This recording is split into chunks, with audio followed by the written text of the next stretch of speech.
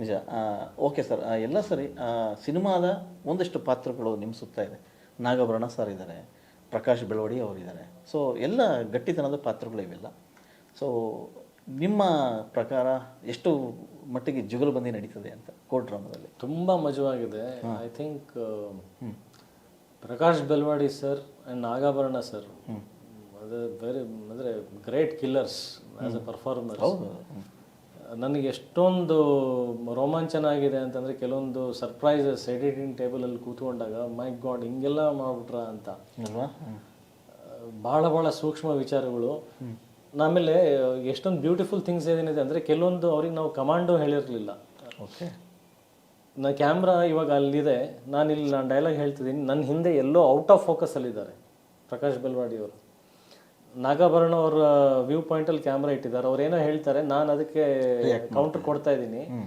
ಆ ಮಾತುಗಳಿಗೆ out of ಫೋಕಸ್ನಲ್ಲಿ ಅಷ್ಟು ಸೂಕ್ಷ್ಮ ರಿಯಾಕ್ಟ್ ಮಾಡಿದ್ದಾರೆ. ಅದು ಅಷ್ಟು ಚೆನ್ನಾಗಿ ಔಟ್ ಆಫ್ ಫೋಕಸಲ್ಲಿ ಕಾಣಿಸ್ತಾ ಇದೆ, ಅದನ್ನು ಗಮನಿಸ್ತಾ ಇದ್ದಾರೆ.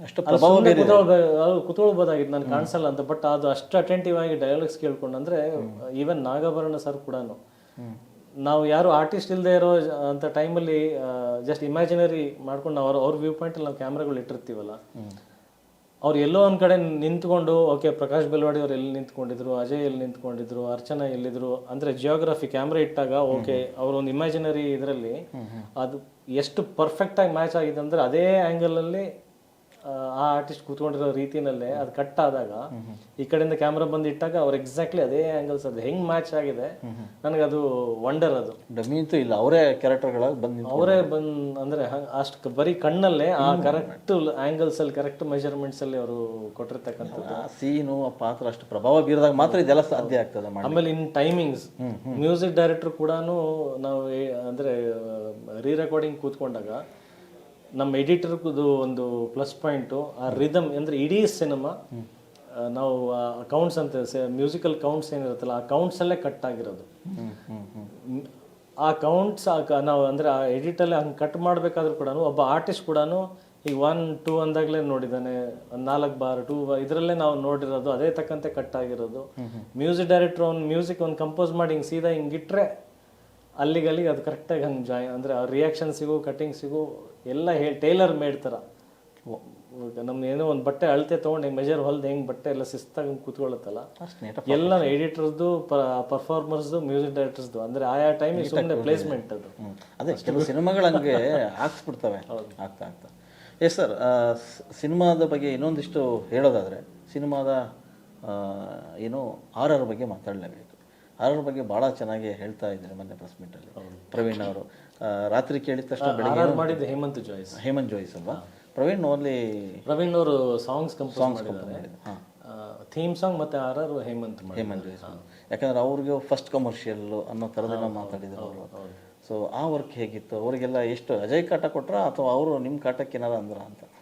ಯಾಕಂದರೆ ಬರೋವರೆಗೂ ಬಿಡ್ತಾ ಇರಲಿಲ್ಲ ಸರ್, ಅವರು ರಾತ್ರಿ ಎಲ್ಲ ಬಂದ್ಬಿಡೋರು, ಕೂತ್ಕೊಂಡ್ಬಿಡೋರು, ಕೆಲಸ ಮಾಡಿಸೋರು ಅಂತ ಹೇಳಿಲ್ಲ. Each and every frame to frame ಪ್ರತಿಯೊಂದು ಸೆಕೆಂಡ್ ನಾನು ಕೂತ್ಕೊಂಡು ನನಗೆ ಹಿಂಗೇ ಬೇಕು ಅಂತ ಕೇಳಿ ಮಾಡಿಸ್ಕೊಂಡಿರೋದು. ಕೆಲವೊಂದು ಏನಾಗುತ್ತೆ, ನಮ್ಮಲ್ಲಿರ್ತಕ್ಕಂಥ ಶಕ್ತಿ ನಮಗೆ ಗೊತ್ತಿರಲ್ಲ, ಬೇರೆಯವರಿಗೆ ಅದು ಕಾಣಿಸ್ತಾ ಇರುತ್ತೆ. ಇವಾಗ ನಾನು ಹೆಂಗೆ ಕಾಣಿಸ್ತೀನಿ ನಿಮ್ಮ ಜೊತೆ ಮಾತಾಡ್ತಾ ನಂಗೆ ಗೊತ್ತಿಲ್ಲ, ನಾನು ಕನ್ನಡಿ ನೋಡ್ಕೊಂಡಾಗ ಮಾತ್ರ ನನ್ನ ಮುಖ ಕಾಣಿಸುತ್ತೆ, ನನ್ನ ಏನೇನು ಮಿಸ್ಟೇಕ್ಸ್ ಇದೆ, ಹೆಂಗಿದ್ದೀನಿ, ಚೆನ್ನಾಗಿ ಕಾಣಿಸ್ತಾ ಇದೀನಿಲ್ಲ ಅನ್ನೋದು ನನಗಿಂತ ಜಾಸ್ತಿ ಬೇರೆಯವ್ರಿಗೆ ಗೊತ್ತಾಗ್ತಾ ಇರುತ್ತೆ. ಇದೇ ಥರ ಶಕ್ತಿ ಸಾಮರ್ಥ್ಯಗಳು ಕೂಡ ಬೇರೆಯವ್ರಿಗೆ ಗೊತ್ತಿರುತ್ತೆ.